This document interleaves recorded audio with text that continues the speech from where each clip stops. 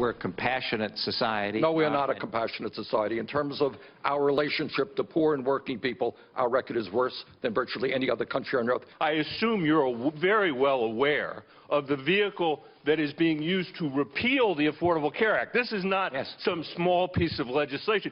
This is the Republican budget. You guys want to end the expansion of Medicaid. That has people in Minnesota scared out of their mind. A scene from last night's UFC fight, or just another Senate confirmation hearing? Well, this is how it goes. But this one for Health and Human Services nominee Tom Price, no matter who was doing the grilling, we still really didn't get a firm outline on what President-elect Trump and team are crafting to replace it. With us now, somebody who promises me he will do that, co-chair of the Republican Doctors Caucus, Tennessee Republican Congressman, the real Dr. Phil, Dr. Phil Roe, here with us in a Fox Business exclusive. What is it? I was kind of hoping that everybody would get passed out a mimeograph sheet of here's at least an outline of what will replace Obamacare, because that's the big question, Dr. Roe. It is. Liz, 30 seconds. Here's the reason you can't pass it out right now. We passed a budget agreement last week, as everyone talked about. In that budget reconciliation package, the Senate parliamentarian determines what can be in that package. So we have to see what she will say is okay to be in it. Is it repeal the mandate fee, whatever that is. Number two, when Dr. Price, who's one of the most decent, honorable, competent people I've met, is confirmed as HHS secretary, then he, with the stroke of a pen, can do certain things like eliminate the 10 essential health benefits, which has run the cost of the ceiling.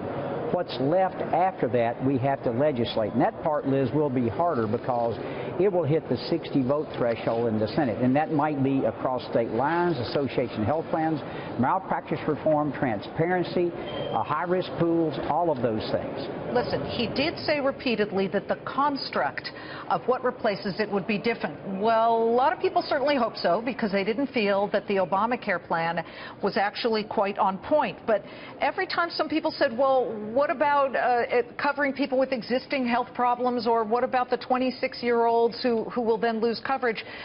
He said, well, the reason some of that wasn't in some of my previous plans is because I'm working with insurance companies. Dr. Phil Roe, if y'all are depending on insurance companies to be open-hearted, leave it up to them, and they'll take the way out that they took in the 80s, which is denying a lot of coverage and denying a lot of yeses to, oh, this patient needs this. You know, Liz, I did a very poor job in 2009, my first term, explaining the pre-existing condition problem. We all agree on that. We're going to cover pre-existing condition issues. Good. I saw it as a doctor. Two, allowing 26-year-olds, when the Affordable Care Act was passed, 26 states already allowed that. So that's something that's going to be in there, we feel fairly certain. So those two issues people are worried about are going to be there, whether it's with high-risk pools we covered, with expanding coverage across state lines, making the insurance pools bigger. That part will be covered. I feel fairly confident very confident that will happen. How much of it will be shouldered by the government as far as paying for it is concerned? You know, for very poor people, obviously the Medicaid expansion, it's all covered. We went through this in Tennessee, this health care expansion 20 years ago. So what's happened to Obamacare, I've already seen this, it's going to fail. It's not a matter of fixing it. This plan cannot succeed. In our state this last year, our major insurer, Blue Cross, pulled out of Memphis, Nashville, and Chattanooga, the three largest markets in the state, and rates were up almost 60%.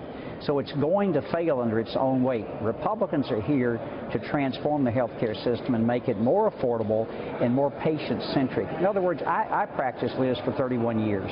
Doctors and patients, not insurance companies and government, should be making health care decisions, and that's where free markets come in. That's what we believe in. And what Bernie Sanders said, I heard on the lead-in, is absolutely wrong. Poor people are not treated better in Cuba than they are in the United States and other countries. He's absolutely spot on, dead wrong about that.